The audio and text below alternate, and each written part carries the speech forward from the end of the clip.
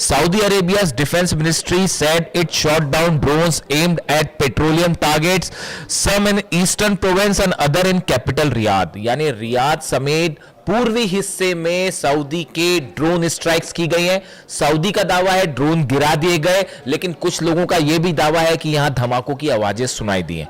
यह सब कब हो रहा है? जब हूती और सऊदी के बीच में लगातार जंग वाले हालात बने हुए हैं। It said that the drones had been launched from Iraq by Iran-backed militia and it reserved the right to respond. अब देखिए यहां गौर करने वाली बात क्या है, जो बात इस पूरे मसले को रहस्यमय बना रही है। सऊदी ये कह रहा है कि हमले यमन से नहीं हुए। जो ड्रोन आए सऊदी में रियाद के ऊपर और ईस्टर्न प्रोविंस में जो हमले हुए हैं ड्रोन से, बीती रात की ये बात है, ये हमले जो है सऊदी का कहना है कि ये इराक से किए गए हैं और ईरान का जो समर्थन करने वाले ग्रुप है उन्होंने ये हमले किए हैं सऊदी पे। अब ये इस मामले को बड़ा एक नया टर्न दे रहा है। देखिए हूती तो लगातार हमला कर ही रहे हैं। हूती के हमलों में तो जो इमेजेस हैं वो है कि अरामको जो ऑयल रिफाइनरी है उसमें ऐसी आग लगी है कि वो नासा की तरफ से भी जो एक इमेज जारी की गई, बताया जा रहा है ऐसा कि वो पूरे इलाके में जो है धुआं है और वो आग अब तक नहीं बुझी है। 48 घंटे से ज्यादा हो गया ये हमला हुए। Satellite imagery circling on social media appeared to show damage caused to Saudi's Aramco oil processing facility in the country's east. Separate footage showed a large plume of smoke rising from the facility following the attack. पूरे इलाके में धुएं का गुबार देखा जा रहा है और सैटेलाइट से वो इमेजेस दिखाई दे रही है। यानी सऊदी को अरामको जो ऑयल फैसिलिटी थी ये अगबे इलाके में, यहां पर जो है बड़ा नुकसान हुआ है। Separately Houthis allies, Iran's ally Houthi in Yemen said they have targeted transit sites carrying oil west to Saudi Arabia's main Red Sea oil port of Yanbu. इन्होंने कहा है कि जो जहाज यानबू जा रहे हैं सऊदी के, उसको भी उनको पे भी हमले किए गए। देखिए 3 हमलों की खबरें तो कंफर्म थी कि 3 जहाज सऊदी के इसको हूतीस की तरफ से टारगेट किया गया, इस तरह की खबरें। अब इनका फिर से दावा आया है कि जो यानबू पोर्ट है सऊदी का, इसके पास और जहाजों को निशाना बनाया गया है। और in retaliation for what it said where Saudi drone incursion in Yemeni air space, जो यमन के एयर स्पेस में सऊदी के ड्रोन्स भेजे गए, उसका जवाब देते हुए यानबू के आसपास जो है वो हमले किए हैं हूती ने। ये हूती का दावा है। अब देखिए हालात ये है कि सऊदी के ऊपर ड्रोन गिर रहे हैं, सऊदी के ऊपर हमले हो रहे हैं लगातार, सऊदी ड्रोन अटैक कर रहा है यमन में, इस तरह की खबरें। लेकिन इसके बीच में जो गौर करने वाली बात मैं रिपीट कर रहा हूं कि सऊदी कह रहा है सब इराक से हमले हो गए, और इराक से हमले का होने का मतलब है वो सऊदी खुद ही कह रहा है कि ईरान समर्थित जो ग्रुप है उसने ये हमले किए हैं। मतलब दूसरे शब्दों में ईरान के ड्रोन से ही स्ट्राइक की गई सऊदी में, जो अंदर की कहानी। अब देखिए अब दूसरी खबर आ जाइए। दूसरी खबर है इजराइल में तो कल सेडोट इलाके में वैसे ही हंगामा मच गया था। जो 2 कंपनीज में ऑयल, जो केमिकल कंपनीज है उसमें ऑयल कंपनी में जो धमाके हुए, आग लगी, उसके बाद वहां पर अमोनिया फैलने की खबर थी, तो वो उसको ऑलरेडी ड्रोन स्ट्राइक मानी जा रही थी। तो पूरे इजराइल में कल इसको लेकर खबरें थी कि भाई ये हमला हो गया। उसके बाद रात को फिर एक बड़ी चौंकाने वाली खबर आई। खबर ये आई कि इजराइल में जो है वो जॉर्डन का जो बॉर्डर लगता है वहां से 2 ड्रोन्स अंदर आ गए, और इजराइल का दावा है कि हमने उसको मार गिराया। ऐसा इजराइल का दावा है, वो मार गिराया पता नहीं, लेकिन 2 ड्रोन्स अंदर आए। अब ये ड्रोन किसने भेजे हैं इसको लेके कंफ्यूजन है। इजराइल कुछ बोलने को तैयार नहीं है। अब जॉर्डन के बॉर्डर से अगर इजराइल में ड्रोन आएगा तो या तो वो हिजबुल्लाह ने भेजे हैं या ईरान के ड्रोन्स है। तो अब इसको लेकर पैनिक है इजराइल में कि भाई ये ईरान के ड्रोन्स आए हैं। कल जो ऑयल, जो केमिकल कंपनीज में आग लगी थी 2, वो भी ड्रोन स्ट्राइक थी, इस तरह की भी चर्चाएं हैं। हालांकि इसकी कोई पुष्टि नहीं है, ना ईरान ने कुछ कहा ना इजराइल ने इस तरह की बात कही, लेकिन वो चर्चाएं इस तरह की, वो अटैक इस नेचर का था या वो हादसा इस नेचर का था। आप अटैक नहीं कहिए, हादसा इस नेचर का था। अब ये 2 ड्रोन आने की खबर कंफर्म है। ये सब कब हो रहा है? जब नेतन्याहू जो है डोनाल्ड ट्रंप से मिलने के लिए वॉशिंगटन में है, यानी नेतन्याहू वहां मिल रहे हैं, यहां पर जो है ड्रोन्स आए जा रहे हैं इजराइल के ऊपर। अब आप बात कर लीजिए जॉर्डन की। जॉर्डन में भी खबरें हैं कि 2 ड्रोन से स्ट्राइक की गई है, ये जॉर्डन का दावा है। अब जॉर्डन में कौन स्ट्राइक करेगा आप खुद ही समझ लीजिए। दोनों ईरानी ड्रोन्स बताए जा रहे हैं कि ईरान के जो ड्रोन्स थे इससे हमले हुए हैं जॉर्डन पे, ऐसा जॉर्डन का कहना है। और 2 ड्रोन्स जो है वो टेरिटरी में अंदर आए, धमाके हुए नहीं हुए पता चलेगा, खबरें सामने आएंगी। यानी जॉर्डन में भी हमला है। आप इराक की बात करें, इराक में बड़ी स्ट्राइक हुई है, बड़ी स्ट्राइक हुई है, ड्रोन स्ट्राइक। शायद 136 ड्रोन से ये हमले किए गए हैं।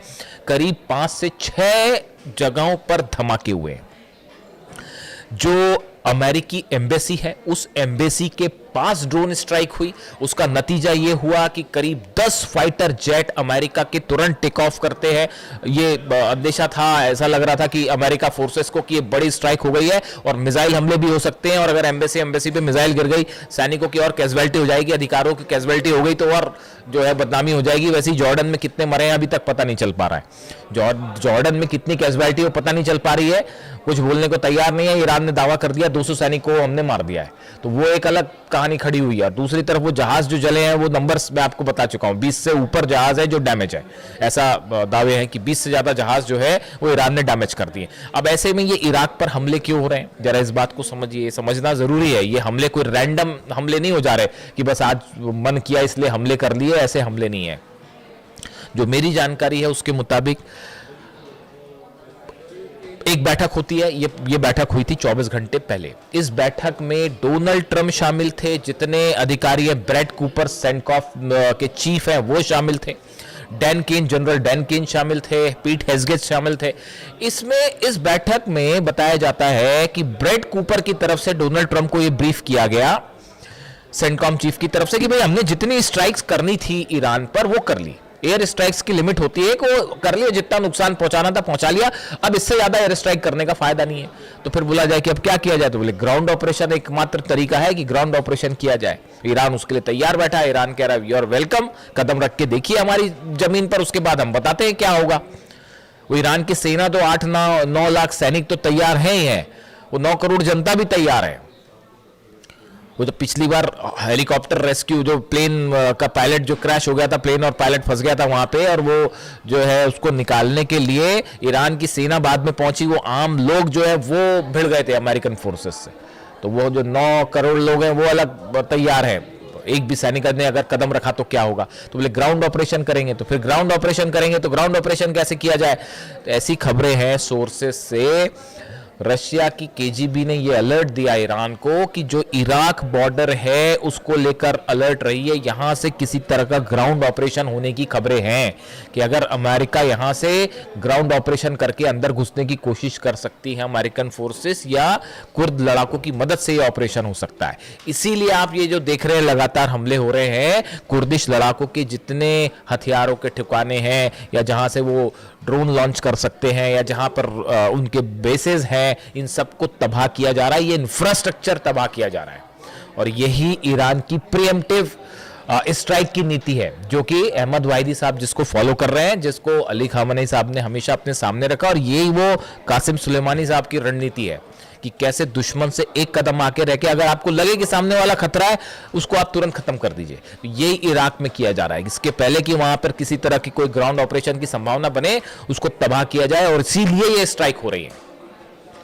और यूएई की एक कंपनी पर भी जो हमला हुआ, यूएई की कंपनी जो कि किरकुक में जो हमला हुआ, यूएई की ऑयल रिफाइनरी, उसके ऊपर ड्रोन स्ट्राइक की गई। तो आप देखिए खेल, मिडिल ईस्ट का खेल समझिए आप कैसे खेल चल रहा है कि सीधी लड़ाई नहीं हो रही। ईरान और अमेरिका में बड़े सीधे हमले नहीं हो रहे, लेकिन हमले ऑयल कंपनीज, ऑयल बाबल मंदेब बंद है, सऊदी की ऑयल रिफाइनरीज जल रही हैं, उधर पे रूस वाला मैटर अलग है, रूस की ऑयल रिफाइनरी अलग जल रही है, वो यूक्रेन हमले कर रहा है, ईरान को लेके पुतिन और ट्रंप आमने सामने है, वो एक अलग बात है। इराक में देखिए, इराक में जो यूएई की ऑयल कंपनीज है उस पर हमले हो रहे हैं, यमन में हमले हो रहे हैं, इजराइल पर जो है वो 2 ड्रोन अंदर आ गए, और वो केमिकल फैक्ट्री में आग जो लगी है वो अभी भी संदेहास्पद है, तो उसको लेकर वो अलग खबर है। जॉर्डन पे हमले हैं, और नई वार्निंग आ गई है ईरान की तरफ से। ईरान ये कह रहा है पिछले 48 घंटे के अंदर, देखिए जो पीटरसन वॉरशिप है अमेरिका का, जो कि अरब सागर में था, ये हॉर्मुज के थोड़ा करीब आया है, और इसने जो है जितने जहाज ईरान के जो जहाज हॉर्मुज से आना जाना कर रहे हैं उनको रोकने की कोशिश कर रही है अमेरिका की नेवी। ये कब हुआ? ये जब हमले जारी थे उस बीच में नहीं हुआ। अगर हमले जारी होने के बीच में होता तो अबू महदी दाग दी जाती और ये जहाजों की हो गई होती ऐसी की तैसी। तो वो उस समय ये सब नहीं हुआ, उस समय तो पीछे खींच लिए थे जहाज, 1000 किलोमीटर के डिस्टेंस पे आ गए थे वो, हॉर्मुज के करीब पहुंच रहे थे, वो अरब सागर तक आ गए थे क्योंकि अबू महदी की रेंज में थे 1000 किलोमीटर की। फिर ये हुआ कि जब ये हमले बंद हुए तब ये यूएसएस पीटरसन जो है ये एक्टिवेट हुआ और कुछ जहाज अब ये ईरान के जहाजों को रोकने की कोशिश कर रहे हैं, जो तेल के जहाज ईरान जा रहे हैं या आ रहे हैं। उसको लेके ईरान की तरफ से वार्निंग आ गई है कि अगर ये जो तमाशा आपका चल रहा है ये चलता रहा, हमारे जहाजों को रोकने की कोशिश हुई तो फिर आपका एक भी जहाज नहीं बचेगा और सीधी स्ट्राइक होगी। तो हॉर्मुज को लेकर तनाव बढ़ गया है, बाबल मंदे बंद है ही। इसके साथ ही मुस्तफा खामनी साहब का संदेश मैंने कल आपका जिक्र कर दिया था, इसमें उन्होंने साफ शर्त रख दी कि लेबनान में हमारे इजराइल की सेना को पहले वापस बुलाइए, लेबनान पर पूरे हमले रोकिए, वरना कोई बात नहीं। अब ये बीच में जो बातचीत की खिचड़ी पकड़ी है अलग चल रही है, पाकिस्तान भी इन्वॉल्व है, कतर भी इन्वॉल्व है, ओमान भी इन्वॉल्व है, इजिप्ट भी इन्वॉल्व है। वो सब अधिकारी मिलकर आपस में बात कर रहे हैं, वो अनऑफिशियल टॉक्स है। ईरान ने साफ कह दिया कोई हमारी ऑफिशियल टॉक नहीं हो रही। अब क्या चर्चा होगी, क्या यूरेनियम और क्या न्यूक्लियर इंस्पेक्शन इन हालात में? आपने फिर हमला करके 54 लोगों को शहीद कर दिया ईरान में, क्या टॉक करना उनसे? कोई टॉक वॉक नहीं होने वाली, और होगी भी तो कोई नतीजा नहीं निकलने वाला। डोनाल्ड ट्रंप यही कह रहे हैं कि अगर नतीजा नहीं निकला तो फिर हम ऐसा कर देंगे वैसा कर देंगे, तो वो जो कर देंगे वो देख लिया जाएगा। ईरान कह रहा कर लो जो करना है। तो इस हालात में नेतन्याहू और ट्रंप की मुलाकात पर नजर है, वहां क्या निकल के आता है आपको बताएंगे। फिलहाल हालात ये है कि 4 देशों पे सस्पिशियस ड्रोन स्ट्राइक्स 12 घंटे के अंदर, और मिडिल ईस्ट अभी भी तूफान के पहले की शांति। Thank you so much.